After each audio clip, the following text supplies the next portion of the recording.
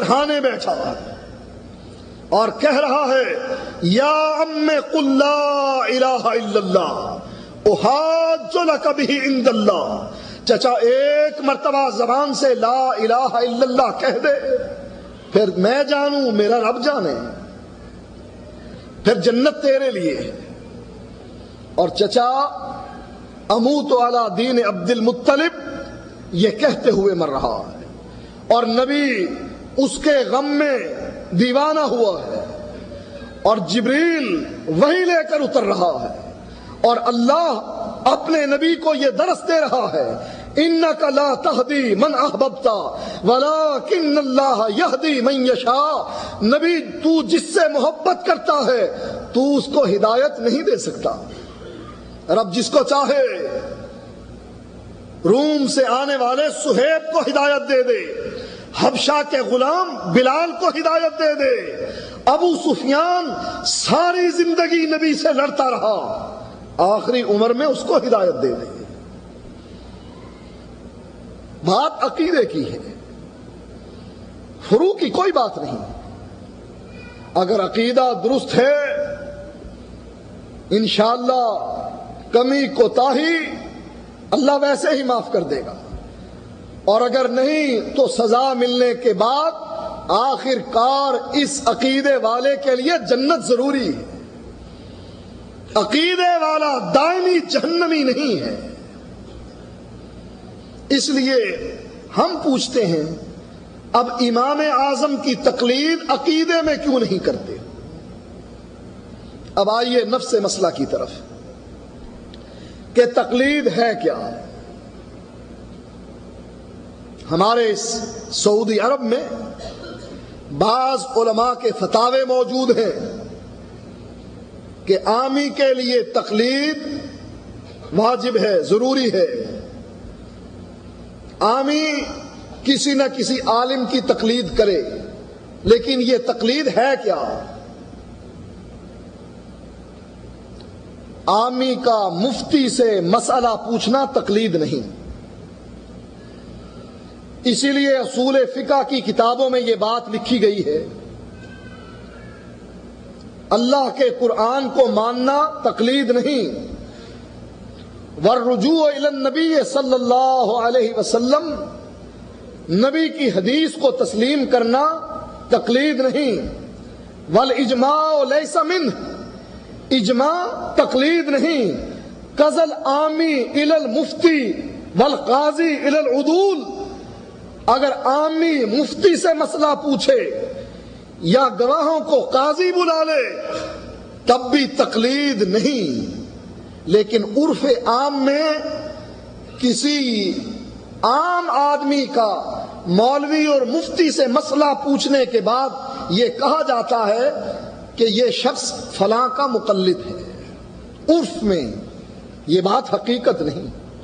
ہمارے ہاں جو بعض فتاوی موجود ہیں کہ عامی کسی امام کی تقلید کرے، وہ تقلید عرفی تقلید ہے، لیکن حقیقی تقلید کیا ہے کہ کسی آدمی کی بات ماننا، قبول و قول الغیر من غیر حجہ، کسی آدمی کی بات ماننا جو نہ اللہ کے قرآن میں ہو، نہ نبی کی حدیث میں ہو، نہ اس پر اجماع ہو، اور نہ وہ مسئلہ اجتہادیہ ہو، کسی آدمی کی وہ بات ماننا جو حجج شریعہ میں نہ ہو، اس کو تقلید کہا جاتا۔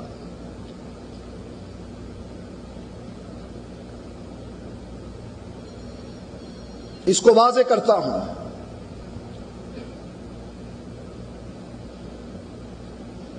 تجلی میں مفتی صاحب جواب دیتے ہیں، سائل سوال کرتا ہے، سائل کا سوال ہے کہ میرے اس مسئلے کا جواب کتاب و سنت کی روشنی میں دیا جائے۔ ذہن میں رکھیے اس سوال کو، سائل سوال کرتا ہے میرے مسئلے کا جواب کتاب و سنت کی روشنی میں دیا جائے۔ اب مفتی صاحب جواب دیتے ہیں، کہتے ہیں ہر سائل یہی لکھتا ہے کہ میرے مسئلے کا جواب کتاب و سنت کی روشنی میں دیا جائے۔ مفتی صاحب کہتے ہیں اس مغالطے کو دور کر لیا جائے کہ مقلد کے لیے کتاب و سنت کی روشنی نہیں، اس کے امام کا قول حجت ہوا کرتا۔ تقلید کیا ہوئی؟ کتاب و سنت کے مقابلے میں اپنے امام کے قول کو ماننا یہ تقلید ہے۔ کتاب و سنت کے مقابلے میں اپنے امام کے قول کو ترجیح دینا یہ تقلید ہے۔ اب بتلائیے ایسی تقلید کوئی کرنے کے لیے تیار ہے کہ اللہ کا قرآن ایک طرف اور امام کی بات دوسری طرف؟ کیا کوئی اس میں شک و شبہ باقی رہ جاتا ہے کہ ایسی تقلید نہ صرف حرام ہے بلکہ یہ شرک تک جا پہنچتی؟ اسی لیے اصول فقہ کی کتابوں میں احناف کے ہاں یہ بات لکھی ہوئی ہے، فَأَمَّا الْمُقَلِّدُ فَمُسْتَنَدُهُ قَوْلُ مُجْتَهِدِهِ لَا ظَنُّهُ وَلَا ظَنُّ۔ مقلد کے لیے اس کے امام کا قول حجت ہوا کرتا ہے، نہ اس کا زن چلے نہ اس کا زن چلے۔ اس کو پھر سمجھیے، امام کرخی اصول کرخی میں لکھتے ہیں، کہا قرآن کی ہر وہ آیت جو ہمارے امام کے قول کے خلاف آئے گی، کیا خیال ہے آپ لوگوں کا؟ قرآن کی ہر وہ آیت جو امام کے قول کے خلاف آئے، قرآن کی آیت کو مانا جائے یا امام کے قول کو مانا جائے؟ آپ کا جواب درست ہے، لیکن امام کرخی کہتے ہیں نہیں۔ کہا کیا کیا جائے؟ کہا امام کے قول کی تعویل کی جائے۔ کیسے؟ تعویل کسے کہتے ہیں؟ قرآن مجید میں حکم ہے کہ نکاح کرو مثنا و ثلاثا و رباع۔ اس کا ترجمہ کیا بنتا ہے؟ 2-2 3-3 4-4۔ آئی ہوئی خواتین ناراض نہ ہو جائیں کہ وہ سمجھیں کہ شاید ہم ان کو درس دے رہے ہیں کہ آپ 2-2 3-3 4-4 نکاح کریں۔ نہیں، مسئلہ سمجھانے کے لیے بات کرتا ہوں۔ ترجمہ بنتا ہے 2-2 3-3 4-4۔ اب ایک آدمی تعویل کرے اس کی، کیسے؟ کہا 2-2، اللہ کہتا ہے 2-2 کتنی بنی؟ 4۔ 3-3 کتنی بن گئی؟ 6۔ 4 اور 6 10۔ والرباع 4-4 8۔ 10 اور 8 18۔ اب کتنی شادیاں کرنی چاہیے؟ 18۔ یہ ہے تعویل۔ امام کرخی کہتے ہیں قرآن کی آیت کی تعویل کی جائے، اس کے معنی کو بگاڑا جائے، اپنے امام کے قول کے مطابق کیا جائے قرآن کی اس آیت کو، امام کے قول کو اونچا بٹھایا جائے اور قرآن کی آیت کو نیچے لگایا جائے، قرآن کی آیت کا وہ معنی بیان کیا جائے جو امام کا قول ہے۔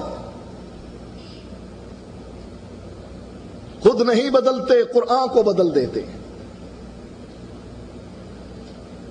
کہا اگر یہ مجبوری حائل ہو جائے کہ قرآن کی یہ آیت اپنے معنی میں اتنی صریح ہو کہ تعویل ممکن نہ ہو، پھر کیا کیا جائے؟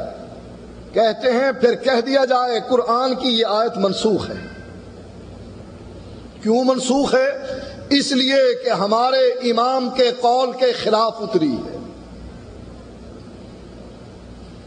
مشرکین مکہ بھی یہی کہا کرتے تھے، اے نبی اس قرآن کو بدل دے، کوئی اور قرآن لے آ۔ اللہ کے نبی کو یہ وارننگ دی گئی، وَلَوْ تَقَوَّلَ عَلَيْنَا بَعْضَ الْأَقَاوِيلِ لَأَخَذْنَا مِنْهُ بِالْيَمِينِ ثُمَّ لَقَطَعْنَا مِنْهُ الْوَتِينَ فَمَا مِنْكُمْ مِنْ أَحَدٍ عَنْهُ حَاجِزِينَ۔